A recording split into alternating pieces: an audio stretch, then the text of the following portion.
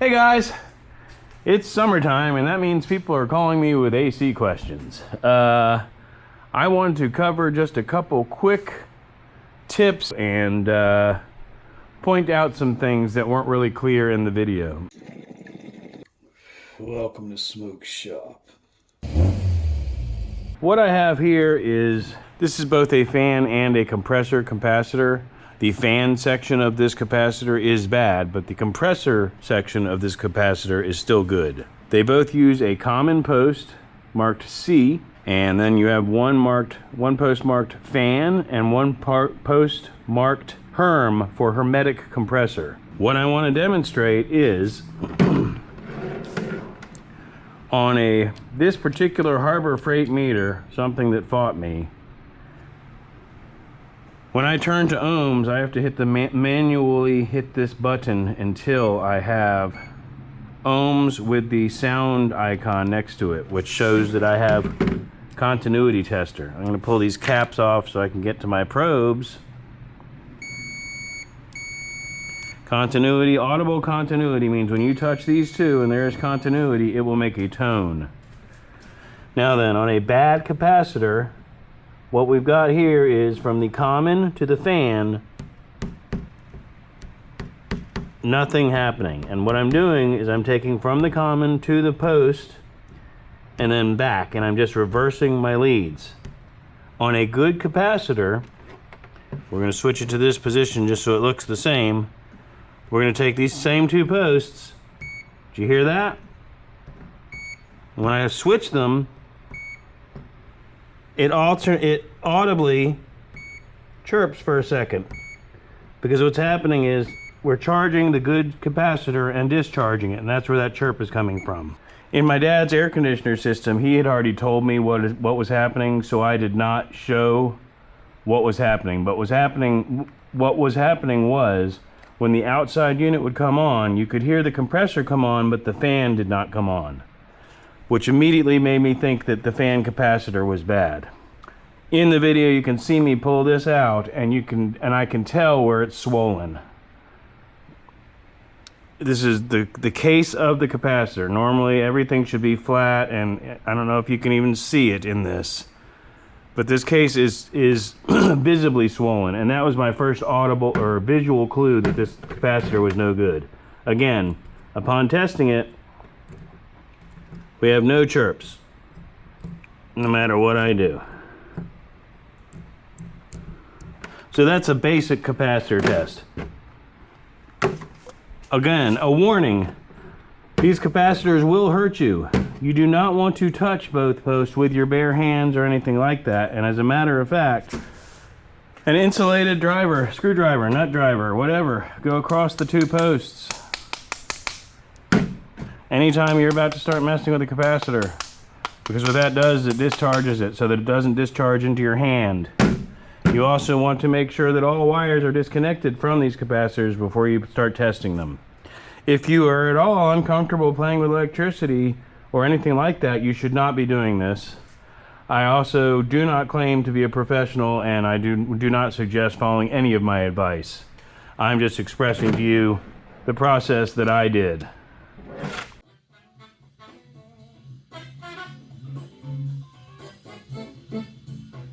Don't forget to subscribe, guys.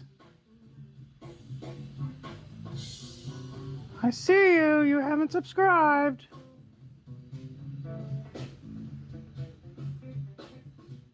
That, my friend, is a great blue heron. This is a York carrier. Same thing, I think. What is it? 3 ton? 4 ton condenser unit. I'm not trying to really show off where I am, but I'm basically at my dad's house. And what he has is a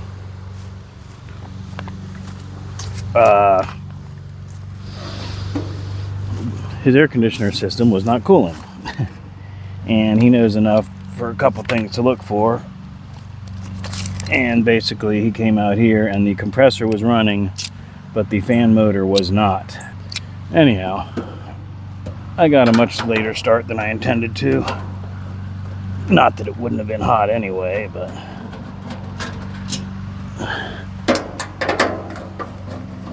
what I'm going to do now is, without even going inside,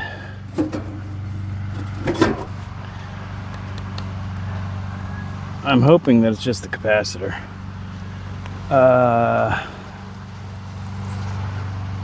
Yeah, because that's a new fan motor. Yeah, it's the capacitor. I can already tell it's swollen. And what sucks is I meant to grab a capacitor and I forgot to. Son of a biscuit eater. I cannot believe I didn't bring a capacitor. I can already tell you it's the capacitor because it's swollen. But what we'll do real quick, just for teaching's sake, is I'm gonna, first of all, I'm gonna remove these cables. First of all, hang on a minute. Let's disenergize this system.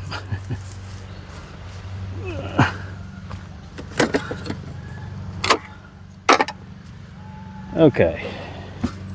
At this point, there is still low voltage coming from the air handler, but the high voltage 110 is disconnected. Of course, I don't have any needle nose pliers. Yep, there we go. Just gonna grab it. We're just gonna grab it. Thank you, and take it off. And grab this one and take it off. Then I'm gonna take my meter and I'm gonna go to continuity. And you have to have an audible meter to do this. Basically, when you touch the two leads and you have full continuity,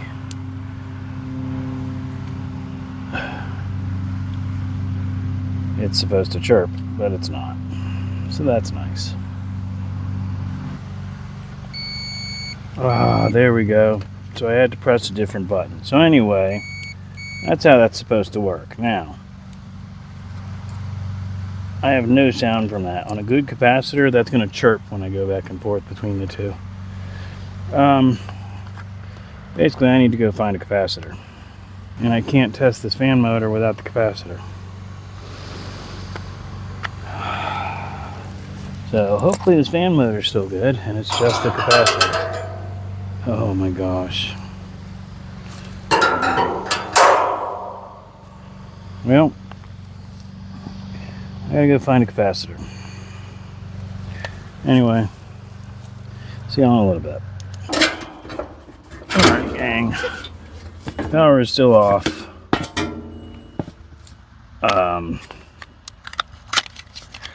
Again, sorry I didn't show any more tests, but with a bad capacitor, I can't test the fan motor anyway. So basically what I'm going to do is I'm going to reconnect these wires.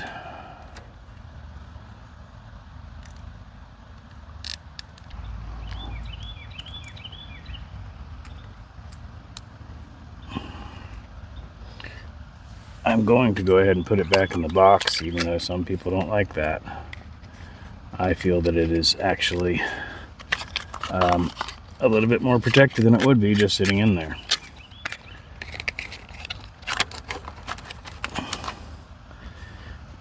For my next trick, I'm going to go ahead and turn on the thermostat, and then I'll come back out here and power the unit up. All right, well, hopefully this fan comes on. No, on. 3, 2, 1. Yay! Now I'm gonna go ahead and make sure this thing's cooling, since I'm here. And the way I'm going to do that is this thicker line. Oh yeah, it's already getting cold. It should get basically cold beer cold. I would say we're looking good. thankfully, that's all that was. So we're going to go ahead and put this away. And hopefully call it a day.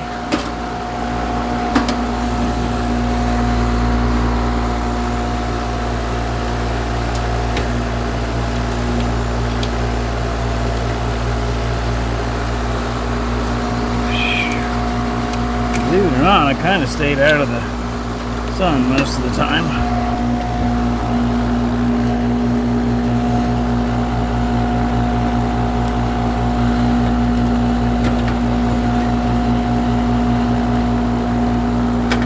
I don't know who did this. This is ridiculous. The conduit barely long enough. I don't know why that's like that. I'm gonna let this run for a little while and then come back out here and check it, just because it is kind of warm in the house. So anyway, basically, the cooling season, you're gonna have heat coming out of here, even with a heat pump.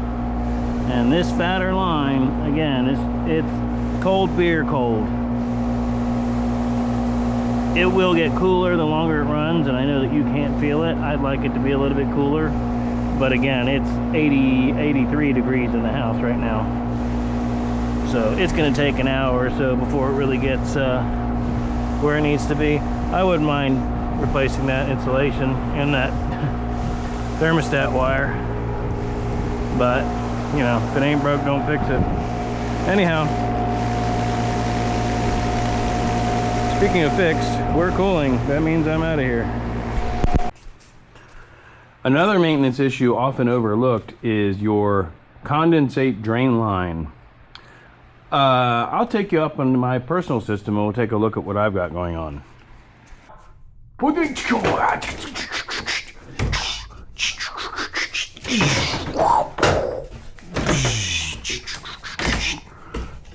Alright guys, so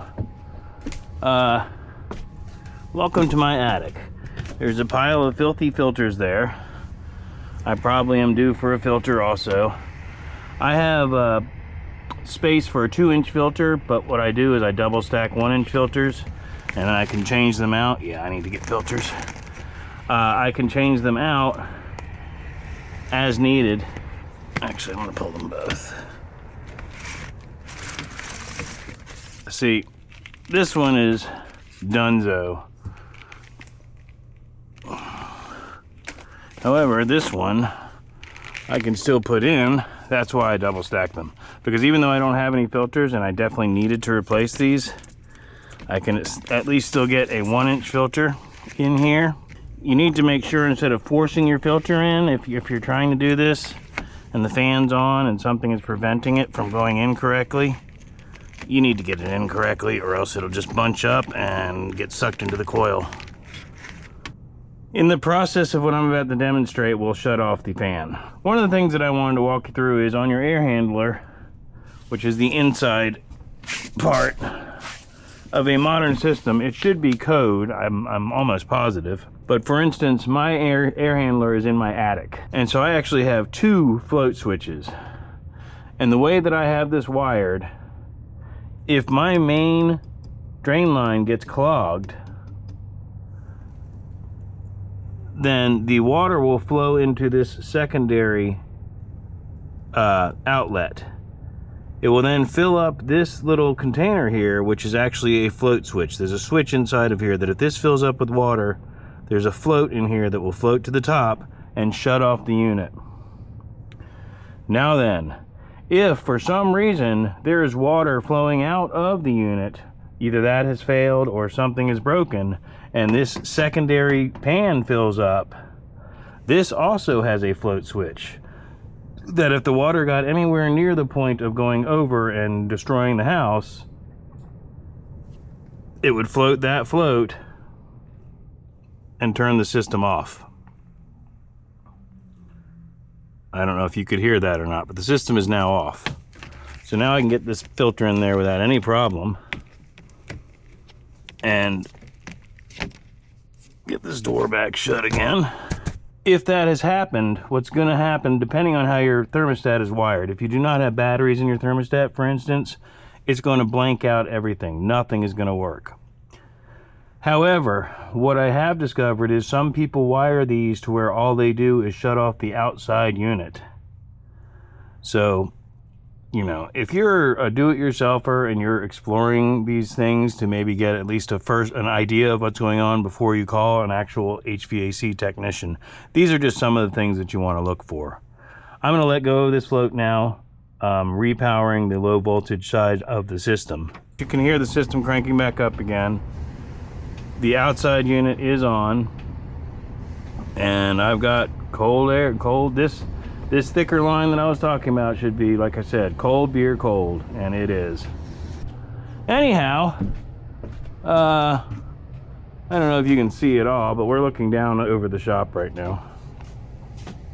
But that's my basic system. I wouldn't mind running another line over there, which would be the office, and a line almost straight out and dumping it right there into the hallway down here.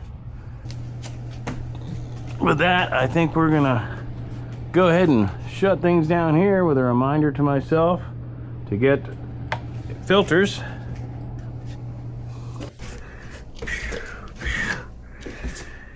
Anywho, with that being said,